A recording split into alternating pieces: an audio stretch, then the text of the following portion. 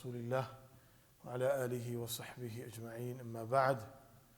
Respected brothers and sisters, all praise belongs to Allah Azza wa Jal, who has given us the opportunity to come to His house and give us the ability to start our day with the Masjid of Allah Azza wa Jal.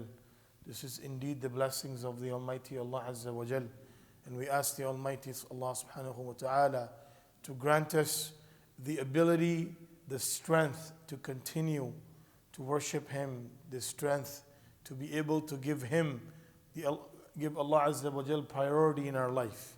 And we ask Allah Azza wa Jal to forgive our shortcomings. We ask Allah to grant us all the khair of this day and protect us from all types of evil. Ameen ya Rabbal Alameen. As we were mentioning regarding the ibadah that needs to develop from the heart of an individual, Allah subhanahu wa ta'ala addressing Dawood alayhi salatu was salam, telling Dawood alayhi salatu was salam to develop certain qualities in the life of individuals, those who have been told to worship Allah Azza wa Jal. So the first thing that Allah Azza wa Jal says, فَذَكِّرْهُمْ بِآلَاءِ اللَّهِ, that make them remember the blessings of Almighty Allah Azza wa Jal. And these are the special types of blessing that Allah subhanahu wa ta'ala has only in the power of Allah Azza wa Jal. And a person, when he realizes these blessings of Allah, it becomes very easy for him to do ibadah of Allah subhanahu wa ta'ala. Because through the ala of Allah, the azamat, the greatness of Allah subhanahu wa ta'ala develops. Allah Azza wa Jal, many places in the Quran, He brings a question, alam tara, have you not seen?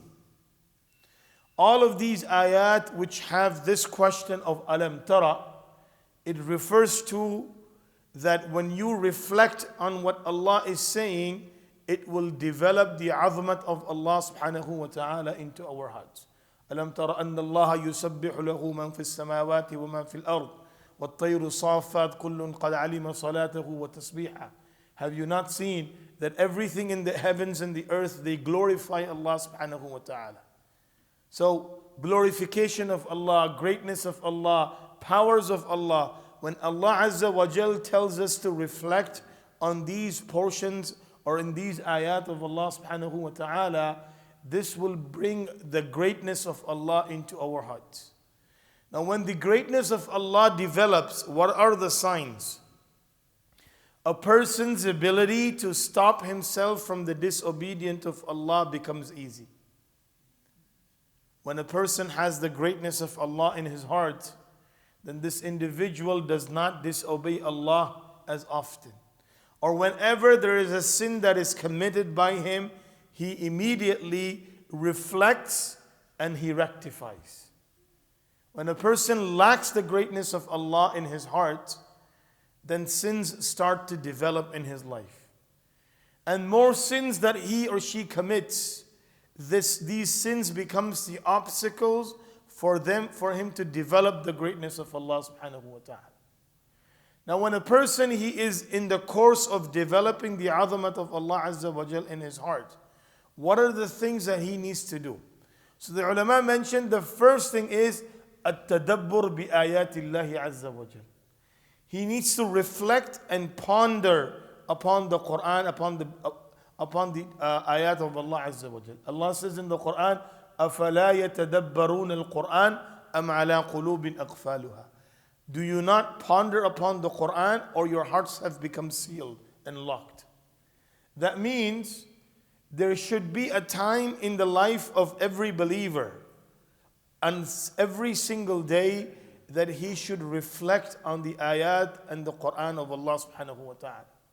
And of course that requires for a person to recite it with understanding its meaning. Because you cannot reflect on the ayat of Allah and not ponder upon the ayat of Allah until you don't know what Allah is saying.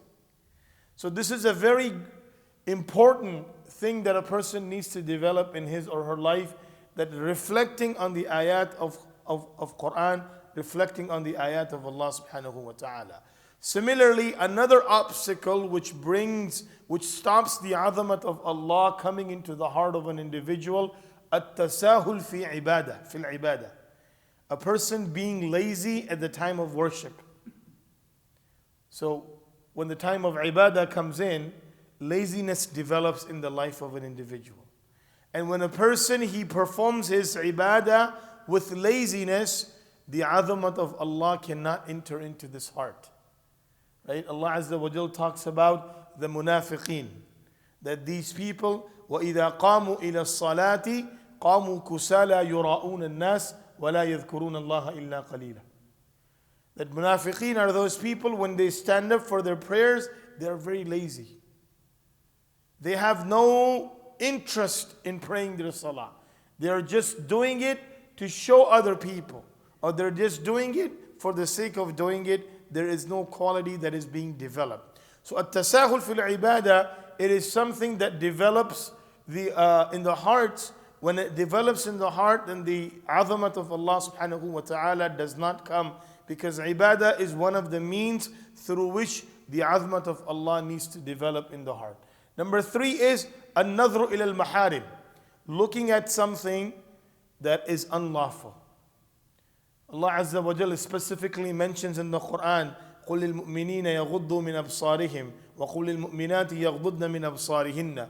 That, O believers, male and female, lower your gazes, because gazes become the first means, the first thing that takes a person away from the azamat of Allah subhanahu wa ta'ala.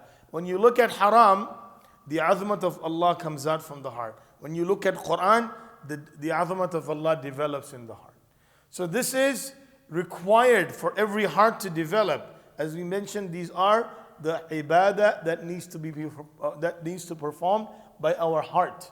And when we do these ibadah, our connection with Allah Azza wa Jal increases, and bonding with Allah subhanahu wa ta'ala increases, which becomes the means of many khair coming into existence. We ask the Almighty Allah to grant us the understanding, ability to practice. Ameen ya Rabbal Alameen. Subhanallah wa bihamdihi. Subhanakallahumma wa bihamdik.